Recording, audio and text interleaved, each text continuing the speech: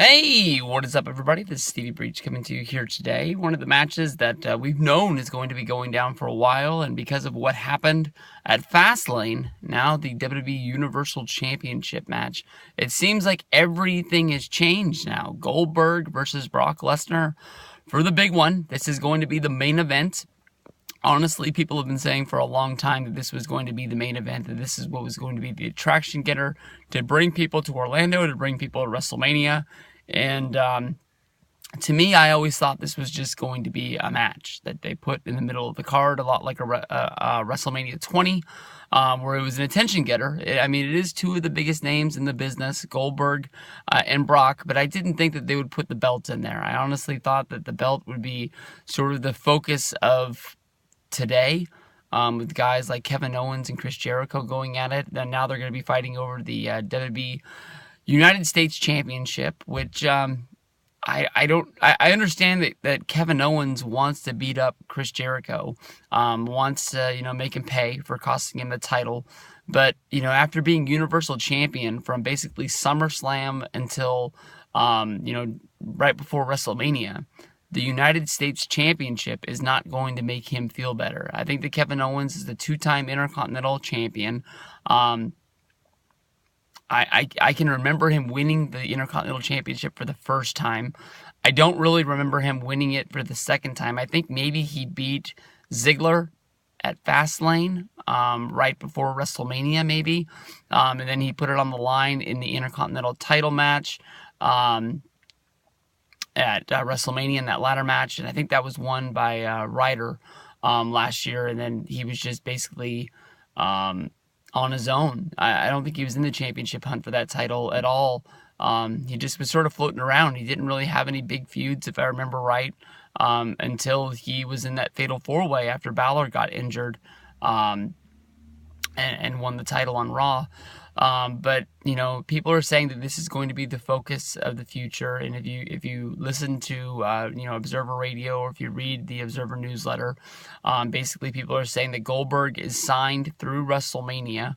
But I've always thought that it was sort of like an open-ended deal where there's no date on the end of it. I thought it was always with Goldberg, it was a pay per appearance, pay per match kind of deal. I'm not going to say that it stretched on forever, but I didn't know that it had a date where it basically said it was over.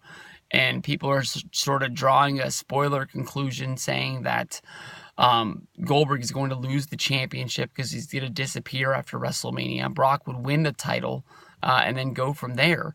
But I've always thought that when they put the championship on Goldberg, that it was going to messy up the whole situation with Goldberg and Brock and where they go from there. Because, let's say that Goldberg does disappear. Are we just supposed to forget that Goldberg is basically beat Brock 3 times? If you bring up WrestleMania 20, bring up the elimination at the Royal Rumble, they basically were treating the Royal Rumble like it was a singles match, building up, see Brock versus Goldberg again. Oh, and then not even counting the Survivor Series match that I skipped over. But, that's three big wins. And, I guess if they do have a real battle that I guess is going to be a 15, 20-minute match, Brock wins that one. Is that going to be enough to just make people forget and Goldberg go away? I'm not going to be a stickler that has to say that, where is everybody's rematch clause?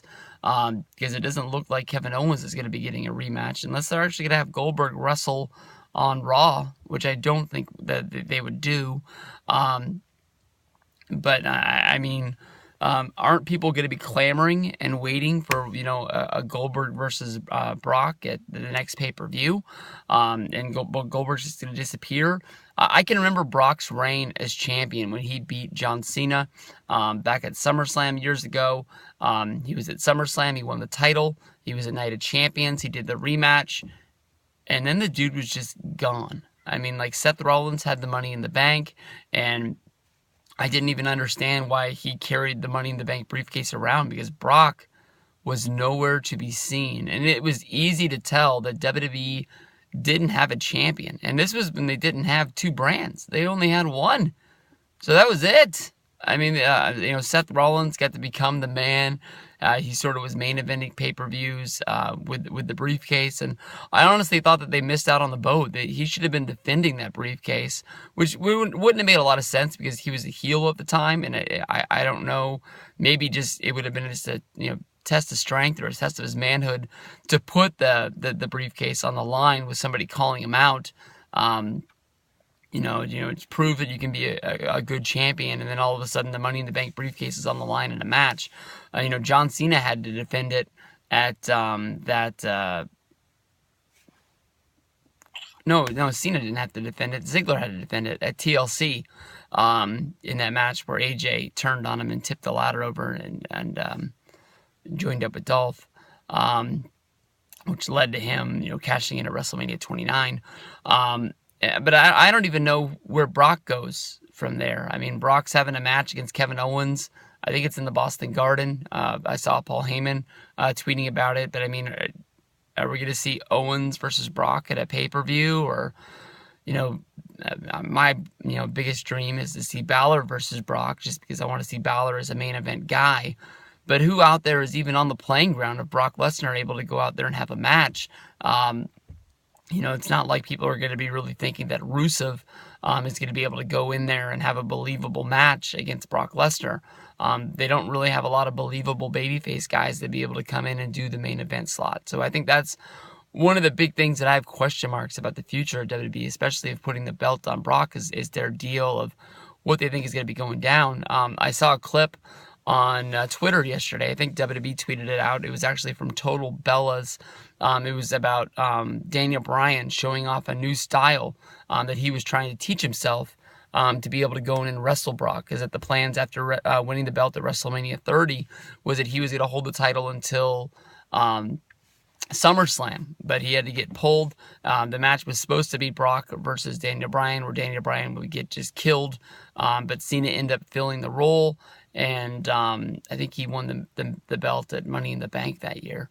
And he was teaching it to Sami Zayn. It was sort of a way of teaching or showing on the show that Daniel Bryan would be a good trainer at the Performance Center if he was brought in there. But I don't know what they'll do. We'll have to see. Putting the belt on Brock and getting the belt off of Brock is going to be a huge question mark for me. So we'll see. WrestleMania up around the corner.